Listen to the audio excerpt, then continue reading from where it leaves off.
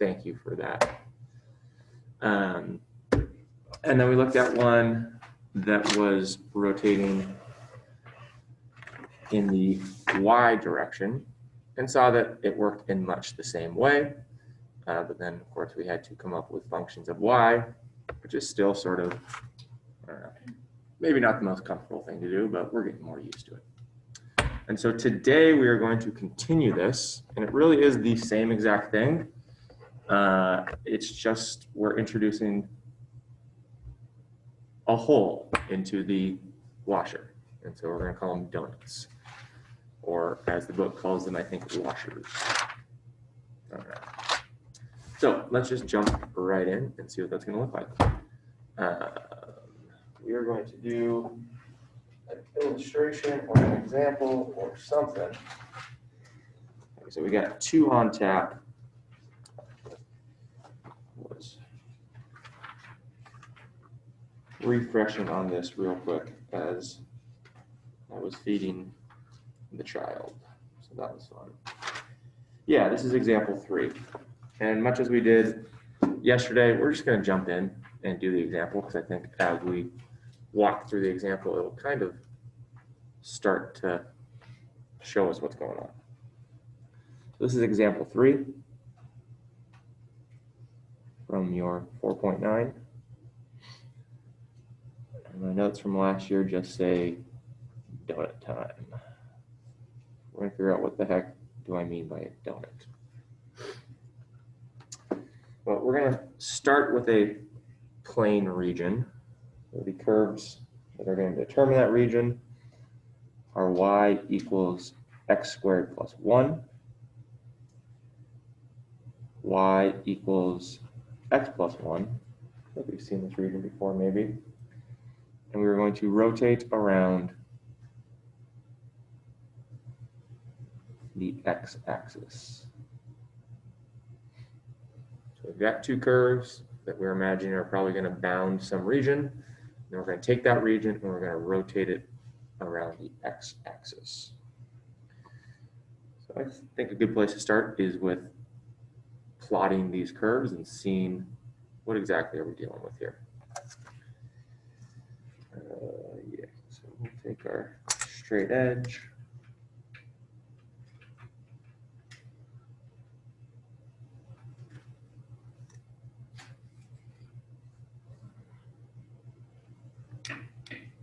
Hello, come to the party.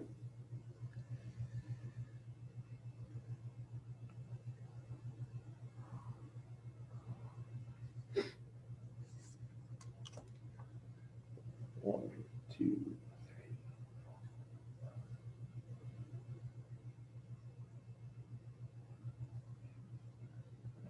Need much in the negative direction, but I'll add some anyway.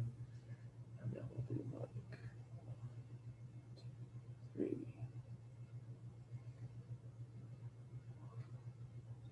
Okay. So the parabola x squared plus 1 is just our basic quadratic function shifted up 1. Plot that pretty easily. 2, 5, negative 2, 5. There's that guy. Oh, not much work. And then the line x plus 1.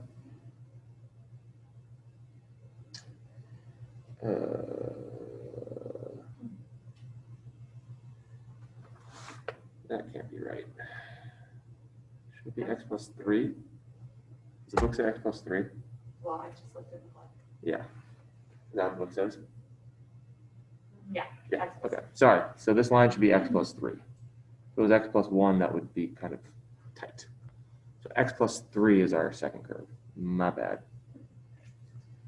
We got 1, 4, 2, 5. We're going to have a nice intersection at the point 2, 5. And then down the other way at negative 1, 2. Very friendly boundaries here. Okay.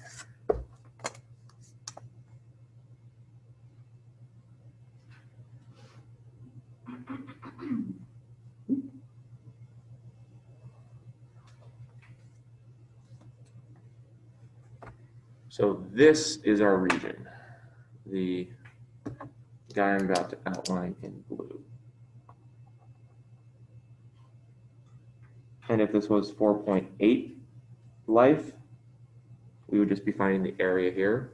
We'd set up some ith rectangle and do a definite integral between -1 and 2 and find the area. But this is not 4.8 land, this is 4.9 land, and we're being asked to rotate. However, I think it will be useful for us before we rotate. People in the waiting room. Admit all. Is Edgar in here?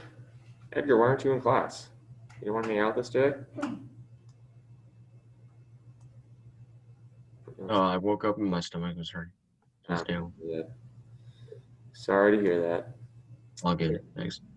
So Nathan and Sandrine, we're doing example 3 from 4.9, which is called donut time.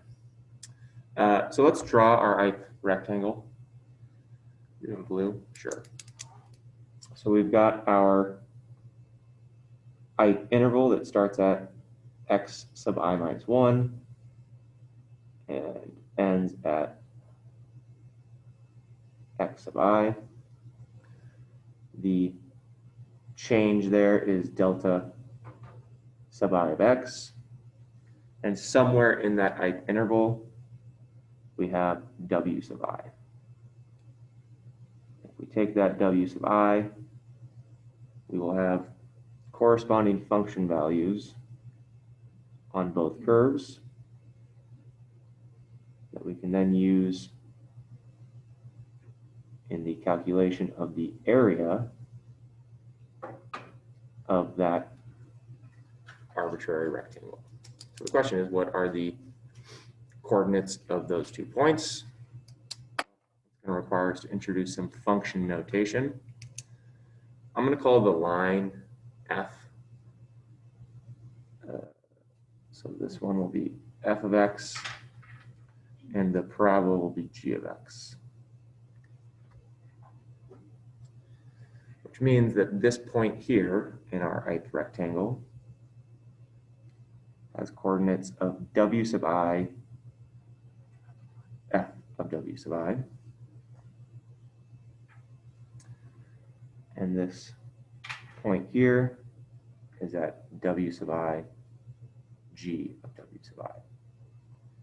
We should be feeling kind of more and more comfortable creating sketches like this, because they all tend to sort of end up in a similar spot. That's a little hard to read down there. So now, instead of just finding the area here, we're going to ask ourselves, what happens if we take this bounded region and rotate it around the x-axis? Now notice that this is different than what we were doing yesterday. Yesterday, both of our rotations were around one of the boundaries of our region. For example, the very first one, our region was bounded by the x-axis. And so when we rotate around the x-axis, it was just a solid disk. Even over here, where it wasn't around an axis, it was around this line, this vertical line, x equals 1, that was part of the boundary of our area. And again, we got a solid disk. So first thing to notice is that that is not the case here. The thing that the line that we are being asked to rotate around is not touching our boundary. Okay? It is not a boundary on our area. And so that's going to result in a slightly different shape. So let's picture what happens when we do that. There's going to be like a little hole in here. We're going to rotate this rectangle around, and there's going to be this gap, which is what we call the donut. And so I'm going to extend this x-axis and try to sort of align our rotation with this. Use a pencil here because this could get messy. We're going to picture this rotation. I'm going to rotate.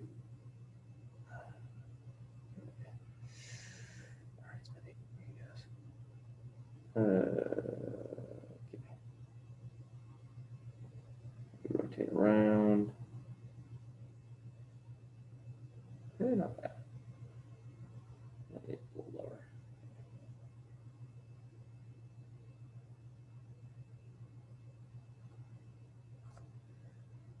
Okay, so we've taken this, we've rotated it around the x-axis. It still does have this third dimension.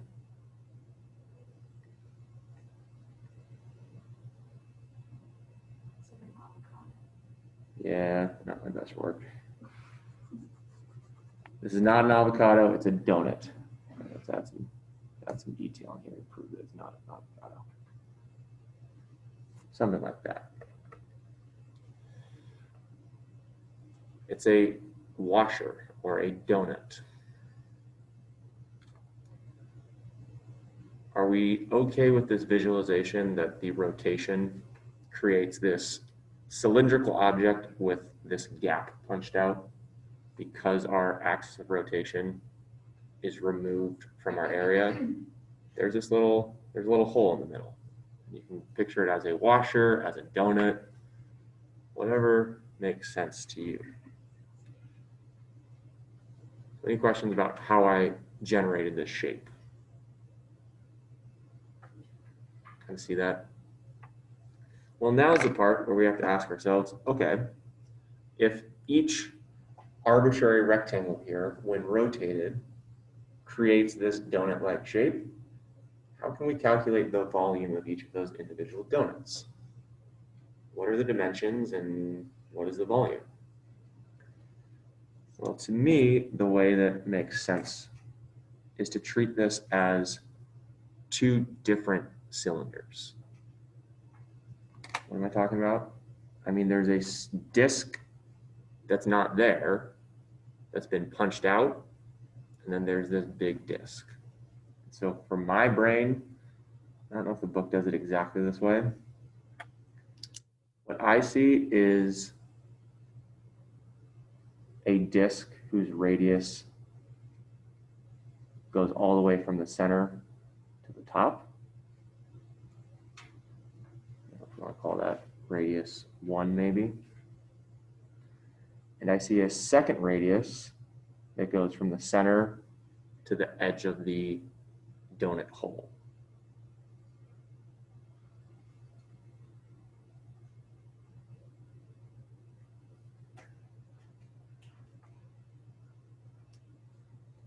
And so the very kind of rough and ready way to think about dV, this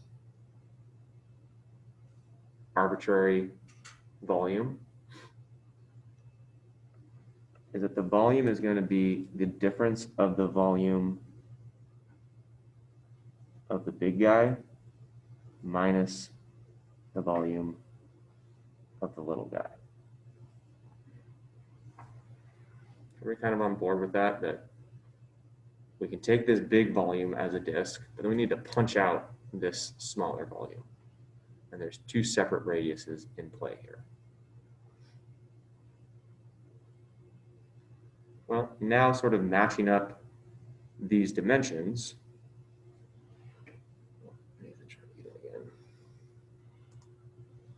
Can anybody see what the radius of the big disk must be? Sort of why I try to draw this in line.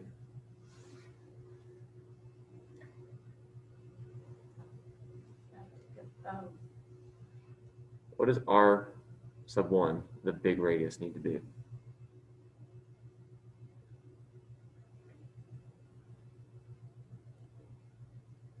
Or Oh, so it looks like it's 4 because that's where I drew it, but it's just, what is the actual function value here? Is it just F to the I. F of W sub I. Wherever you're at, it's the value, function value of the top curve. And in very similar fashion, the smaller radius should match up with the function value of the bottom curve at that point, which we call G of W sub I.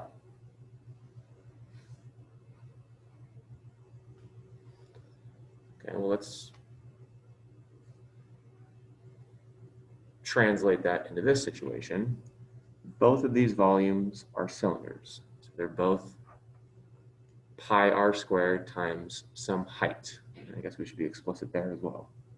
The height of this donut and of both disks is this dimension here. This is our height, this little lip here, and that was generated by this edge here, which was delta I sub x. So our height is delta sub I sub x. So the volume of the big guy is pi r sub 1 squared times its height. The volume of the little guy is pi times its radius squared times its height.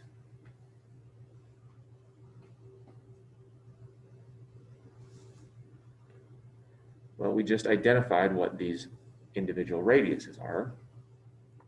The big radius is f of w sub I being squared.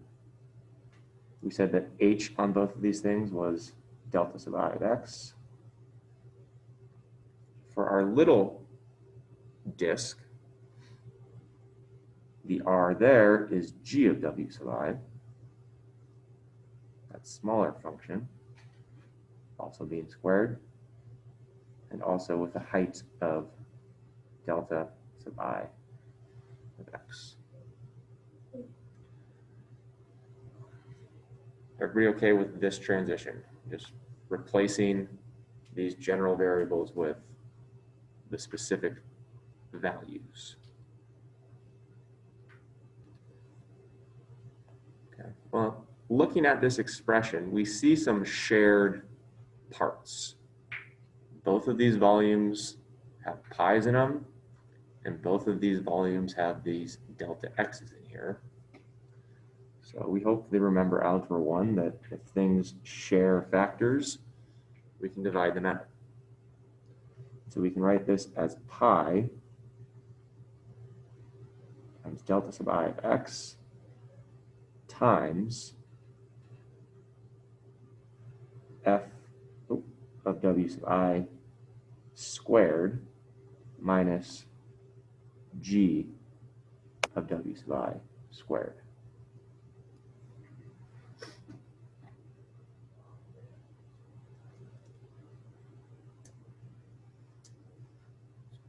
So then taking this individual volume of this arbitrary donut and applying the calculus magic, the total volume of the solid generated by rotating this area around the x-axis can be found by creating this limit of the sum of all these individual volumes. The limit as we turn the number of cylinders or donuts up to infinity of all of their volumes added together. Or we're just going to plot this individual volume into this sum. Pi times f of w sub I squared minus g of w sub I squared, close brackets, times delta sub I of x.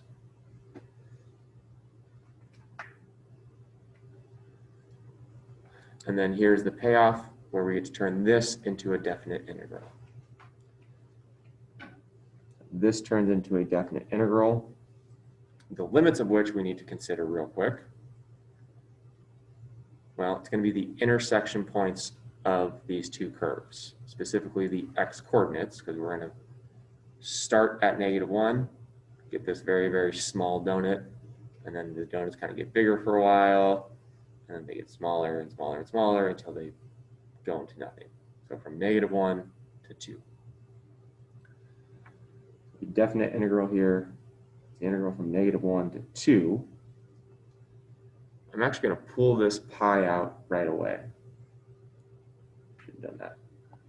The pi has no effect on our integral. Well, has the same effect on both parts, so we can just factor it out.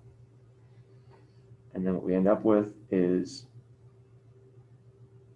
f of x squared minus g of x squared dx. And this does, in some cases, complicate or confuse people. These things are being squared individually. It's not the difference squared. It's squaring these things and then taking a difference. I think sometimes there's a temptation to just put the square outside and then do the difference first. No, you square them and then take the difference. And so substituting in what these functions are, we have pi times the definite integral from -1 to 2. F was the line, so x plus 3 squared. And then g was the parabola, x squared plus 1 squared dx. So once again, the book sort of throws this into a formula, but I think if we rely too heavily on just finding the formula, it's easy to lose sight of like, okay, why are we squaring these things? Like taking the time to actually set up each problem, visualizing the slice, and then walking through this process. Okay, yes, this is just a natural progression of volume of a cylinder, doing some factoring, setting up a Riemann sum. Okay, that's why the squares are there. Like, it's not just like, oh, I'm just going to plug into the formula. I don't really know why we're squaring these things. We're squaring them because they started out as radiuses, and we square radiuses to find areas of circles. Now, again, if you want to just memorize this and identify the situation, your call. But I think taking that little extra time is beneficial. And on the test, I will ask you to draw these slices. So now this is just a definite integral. We should be feeling pretty confident on these. Or I guess we actually need to expand this first. Pi times the definite integral from -1 to 2. What do we get here? We get x squared plus 6x plus 9 minus x to the 4th minus 2x squared minus 1.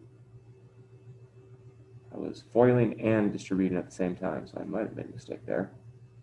I think that checks out, hopefully. And so now we are ready to do the definite integral. Oh, you have 2x squared.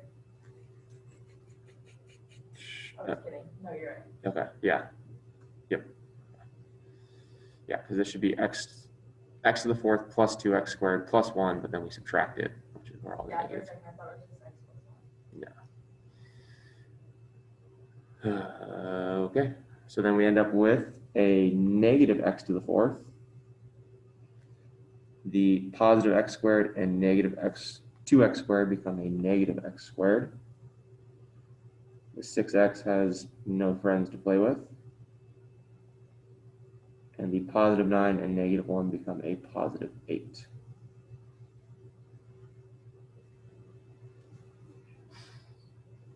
Now this is just a definite integral times pi.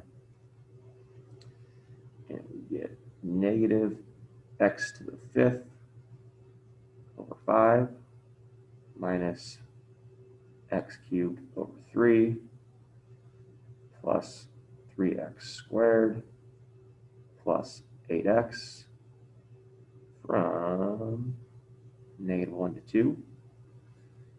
Yeah. Fraction is gonna be so fun. Can't wait. Woo! Pi times -32/5. Yuck. Minus 8/3. Yuck. Plus 12. Plus 16. Less yuck.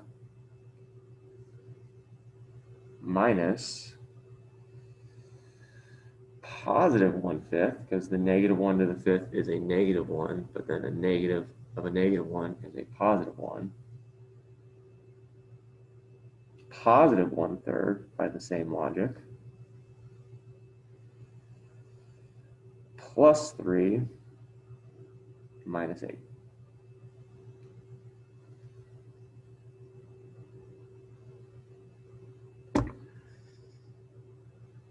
Mr. Smith, What mistake did I make now, Tasha? I think you subtract 1/3. I would disagree because Oh, wait, never mind. Sorry. Yeah, no, that's a very, yeah, that's why you gotta be careful here. 'Cause it's like, what are we doing? And again, this is why on the AP test, just plug the number in and keep the exponents there, and then just box it. Like, don't even mess around with this stuff, because you're only gonna make mistakes. What's going on outside? What? There's some construction going on. But since this is not the AP test and we are curious little kittens, we are going to simplify this, or attempt to, and most likely make some mistakes. But that's okay. Mistakes are part of life. So we need like a 15 as a common denominator. Yuck. What's 3 times 32? Like 96. -96/15 minus 40/15. Well, that's obnoxious. Plus, we'll call this 28 for now. We'll deal with that later. And then we get a minus, this is going to be 3/15 and 5/15, which makes like 8/15. And then we're subtracting that, so that's a minus 8/15. And then the 3 and -8 make a -5, but we're subtracting that, so that's a +5. Like, so much fun. Equals pi times, okay, our 15ths, we have a -96, a -40. That's like a -136. And then a -8 is like a -144. Sure, why not? And then we are adding to that 33. 33 times 15. Anybody know that off the top of their head? Maybe, maybe not. 33 times 15. 495. This already feels wrong. Maybe not. 495. 495/15 is the same as 33, in case you were wondering. I don't think I've ever wondered that, but now I know. So then adding that together, we get that the answer is 495 minus 144, 351 pi 15ths. Then since we're just like super curious kittens, we're like, I wonder if this simplifies it all. We know that the bottom has a 3 and a 5. Clearly 351 is not divisible by 5 because it does not end in a 0 or a 5, but maybe there's a 3 in there somewhere. Do we know the trick for figuring out if a number is divisible by 3? 3 plus 5 plus 1 is 9, which is divisible by 3. Yeah, you add up those digits, and if the sum of the digits of a number is itself divisible by 3, then that number is divisible by 3. So for 351, 3 plus 5 is 8, 8 plus 1 is 9, 9 is divisible by 3, which leads us to believe that 351 is divisible by 3. You got to be kidding me. I don't have a sense of humor, so no, I'm not. How many times does 3 go into 351? I don't know. Did you do that in your head, or did you use your calculator? Dang, Kavinsky with the big one. Okay. 117. Look at that. Did you do it because you knew that 51 divided by 3 was 17? That was some smart math. Let's break that down. 351 is like 300s and a 51, and we knew that 51 was divisible by 3 17 times, and 300 was divisible by 3 100 times. Add those things together, 117 pi divided by 5. Holy guacamole. The fun part was the fractions. Who knew? Who knew? We knew. Ooh, gosh, that was a long. These examples always take so much longer than I think they will. That's okay. I'd rather be deliberate than hasty.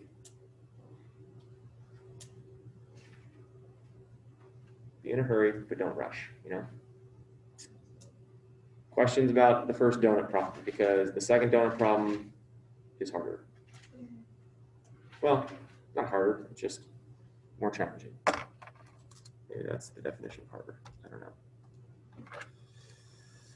Okay, so the second and final donut problem is a good one. It is example 4, and it's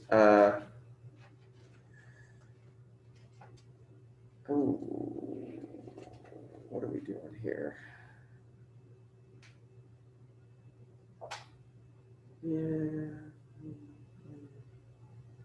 Yeah, we're gonna do this. Okay, example 4. There's a couple things that we're gonna love here. The first of which is that it is a rotation around the y direction, which means we're gonna need functions of y, and it introduces kind of this funky, we'll see what's happening. Okay, example 4.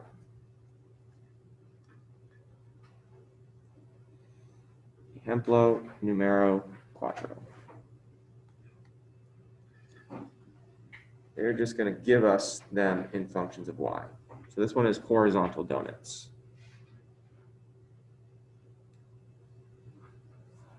We just did vertical donuts. Horizontal donuts, and our curves here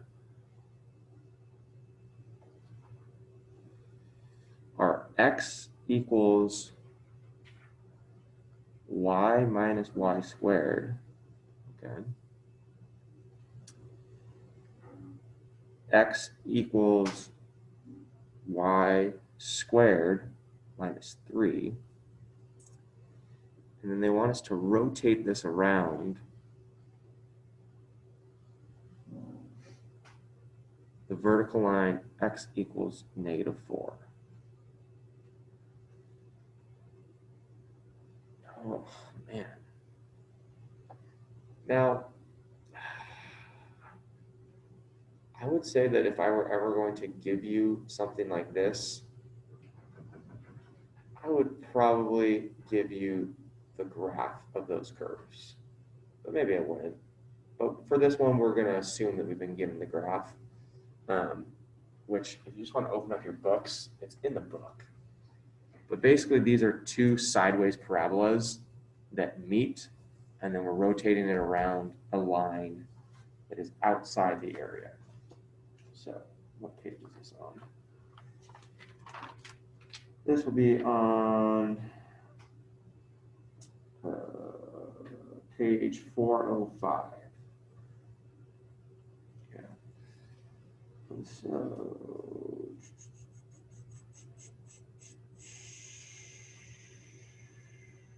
yeah. Let's do page 405.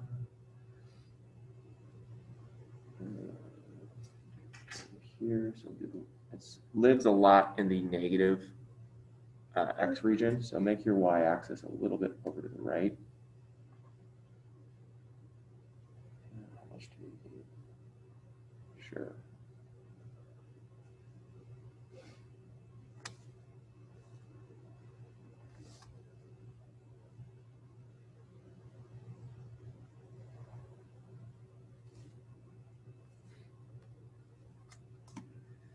Here's your x-axis, here's your y-axis. 1, 2, 4, 3.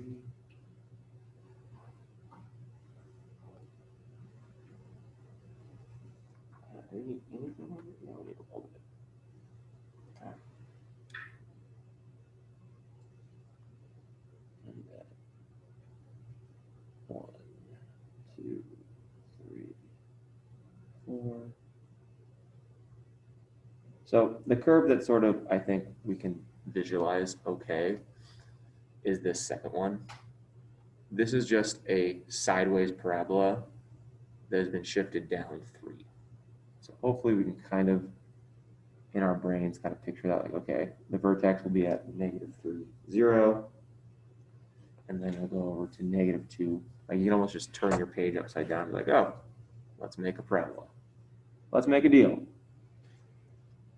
Definitely made those, well, that throws in a sharp relief how much bigger those are. Anyway. And then we come down to over 4, so we need another coordinate here.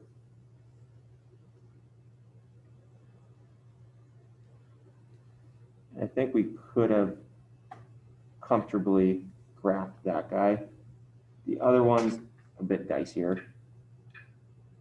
And if we were doing this like full on, what we would have done is set these things equal to each other and figure out where they intersect. And what we would have found was that they intersect at -2, 1, at -2, 1, and at -3/4, 3/2, which, are you kidding me? -3/4, 3/2.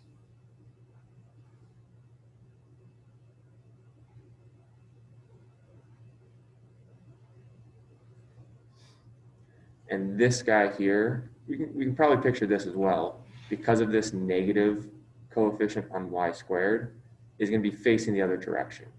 Just as with our functions of x parabolas, where if we have a positive coefficient, we face up, and a negative coefficient on the x term, we face down. With a negative coefficient on our y, we're facing to the left. And so, again, not really expecting us to be able to fully graph this accurately, but the curve ends up looking something like that. So I don't want us stressing too badly about generating these curves. As I said, if I ask you a question like this on your test, I will almost certainly give you this. So the part that I'm really interested in is what happens next. Because what happens next is we're being asked to take this region,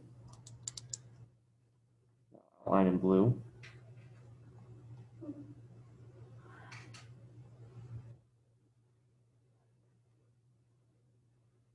and we are rotating it around x equals -4. Ooh. Let's go ahead and draw that rotational axis in red just to make it clear.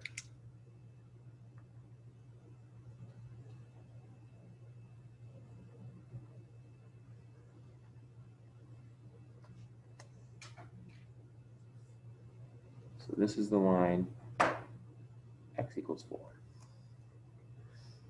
And this is what we are rotating around.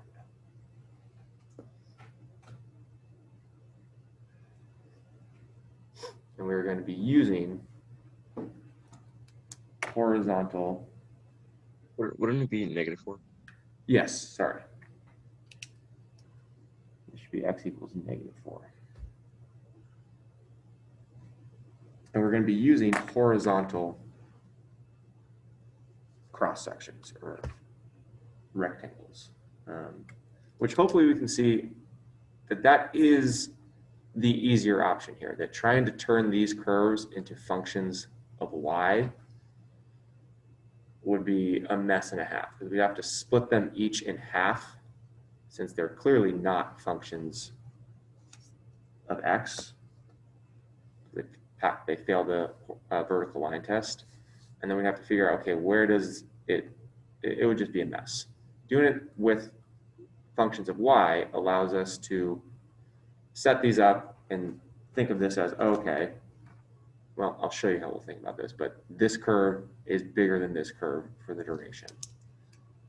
We'll set up some random height interval, call that y sub I minus 1, y sub I, the difference there being delta I sub y. And in there somewhere there's a w sub I. That hits these curves at two distinct places.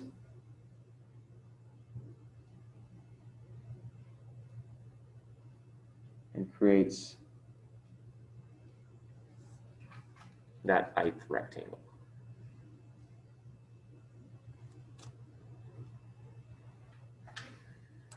Again, something that we're somewhat familiar and comfortable with when thinking about areas. And we could set this up as just an area problem and do a definite integral with respect to y. Well, we would want to identify what these points are, these endpoints that determine the length or height of this rectangle. And so we need to designate these curves as functions. Doesn't really matter which. I guess we'll call this first one f of y, and the second one will be g of y. So then we do have to be a little careful here, remembering which was which. So f of y was the left-facing one, which means that this point in here is g of w sub I, comma w sub I. Because again, with functions of y, x is the dependent coordinate. X is determined by where we are on the y-axis. And then this bottom point over here, or this leftmost point over here, oh, I fouled that up. This is f. I just said that too. The left-facing guy is f. So this should be f of w sub I. Sorry about that. Which means this guy is g of w sub I, w sub I.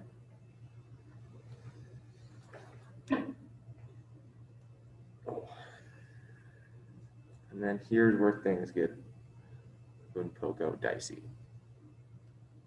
Oh man, that's really tight.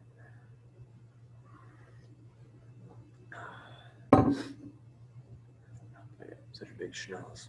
All right, here we go. We're going to do the same visualization, or a similar visualization as we did on the previous example, as we rotate this around this line, x equals -4. And I'll try my best to sort of draw it out over here underneath. So we're rotating this whole region around this vertical axis, x equals -4. And so we get this resulting donut, just like we did in the previous page. Again, as best you can, trying to match up to what's going on above. There's the donut hole.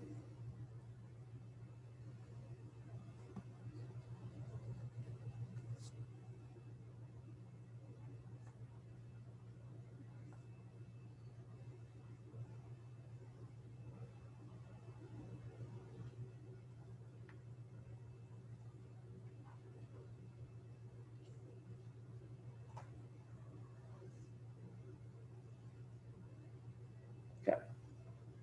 And then there is an edge here. There is a third dimension.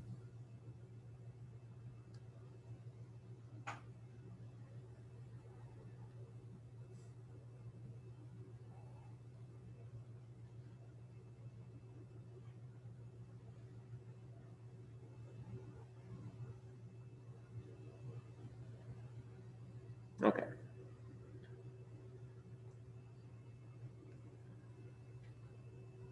So we can see the donut. We can see the washer. And the logic here is the same as it was before, that each of these slices, these really skinny donuts, has an individual volume that we can call dV. And just as it was on the previous page, the volume of these donuts is actually the difference of the volume of that big disk and the volume of the little disk that is kicked out to create the donut hole.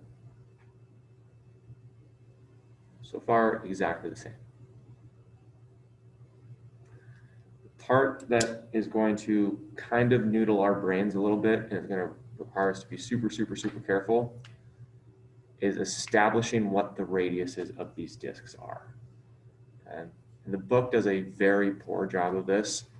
It just, a 4 just appears out of nowhere, and it's like, well, where'd the 4 come from? So we're going to try to be very careful in showing this.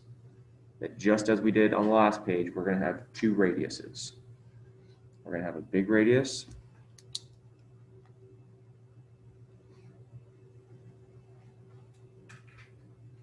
that we'll call R1.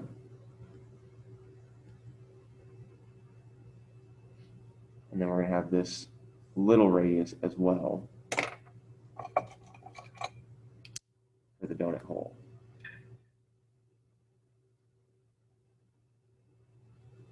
Which we'll call R sub 2.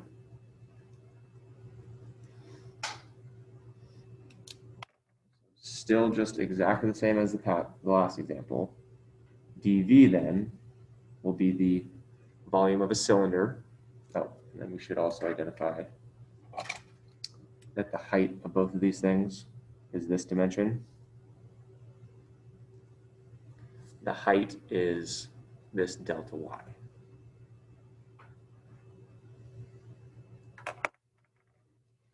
So the volume of the big thing is going to be pi R1 squared times the height of that cylinder. The volume of the small guy is pi times its radius squared times its height. And of course, we know that we can factor these things out. Pi and the height, well, yeah, we'll keep it h for now, times R1 squared minus R2 squared. So far, nothing has changed. This is exactly the same process as our first example. But here we're going to see how it's very, very, very, very important to draw these pictures so that we can visualize exactly what the radius is and how we can calculate it. So the radius is this length here. This length that has f as its x value on one end, but then the distance to the center is the distance from that point on our curve to -4. Okay, so the radius here is f of w sub I minus -4. Okay. Distance between two x values is just their difference. If I asked you, what's the distance between 1 and -4? You'd say, oh, it's 5. And I'd say, well, how'd you get that? And you say, well, I subtracted -4 from 1. at F5. It's the exact same thing here. The distance from any point on this curve to this vertical line is just whatever that value is minus -4. So whatever that value is minus -4. Same thing with R sub 2. It's the value on this left-hand curve, which we call G, minus -4.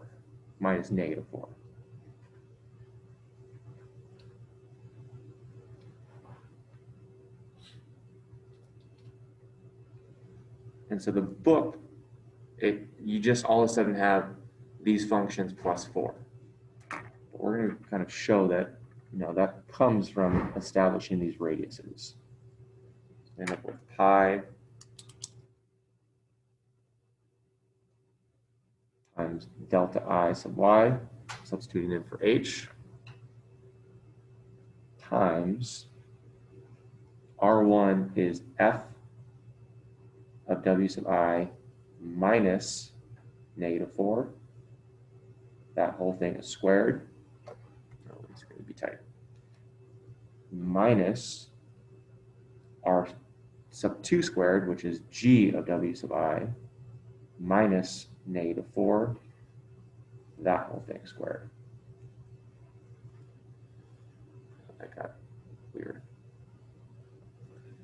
The book doesn't show this step, and then all of a sudden just gives you, oh yeah, here's the volume, pi times delta y times f of w sub I plus 4 squared minus g of w sub I plus 4 squared. And you're kind of just looking at like, well, why are we adding 4 here? Well, we're adding 4 because we're taking the difference, we're finding the distance between this number and -4, which requires us to subtract, which then turns into this addition. So where we'll probably leave off today is we're going to quickly set up this Riemann sum, translate it into the definite integral, and kind of like yesterday, you'll be sort of on your own to finish. So our total volume of these donuts added together is the limit, as we make them infinite, of the sum of all of their volumes. The sum of all their volumes is just the sum of each of the individual volumes, which is pi times f of w sub I plus 4 squared, that's the big radius, minus g of w sub I plus 4 squared, that's the little radius,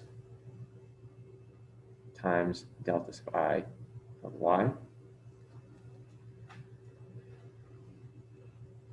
And then turning this into a definite integral, pi out front. In the y direction, we are integrating from -1 up to 3/2. -1 up to 3/2. So our limits are -1 and 3/2. And we have f of y plus 4 squared minus g of y plus 4 squared dy. I guess there'll be one more step where we'll actually plug in f and g.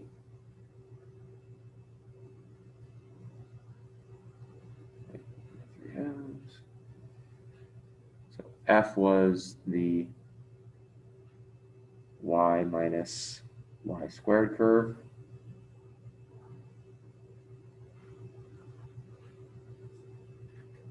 That whole thing is squared, because that's the radius, minus g of which is y cubed minus 3 plus 4. That whole thing is squared because that's the radius times dy. And then you guys can figure out how to expand that and integrate, hopefully end up with a volume of 875/32 pi. So that seems like it's going to be fun to get to. But yeah, this is example 4. I would make sure we integrate that and then go with that answer. Mr. Smith, Shoot. define the upper and lower bounds of the integral if we didn't know what they were just by drawing a sketch of the graph, or would you have to set the two functions equal to each other? Yep, you'd have to find their intersection points and then figure out what the y coordinates were. Which again, so this could have been a much hairier example if we had had to do that. And some years we do it that way, but in the interest of time, no.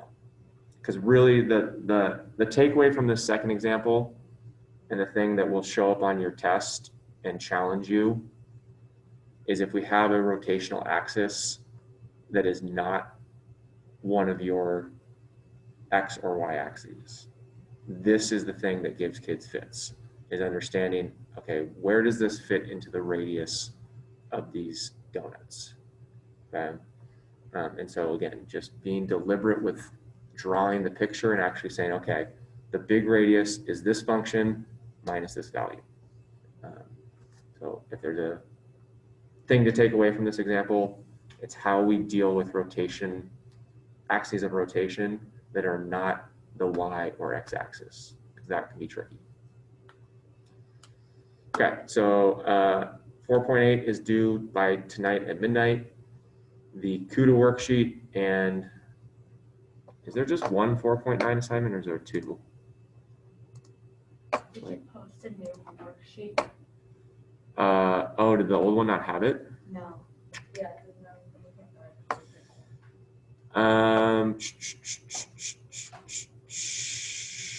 Then I will post the examples I want you to do by the end of the day today.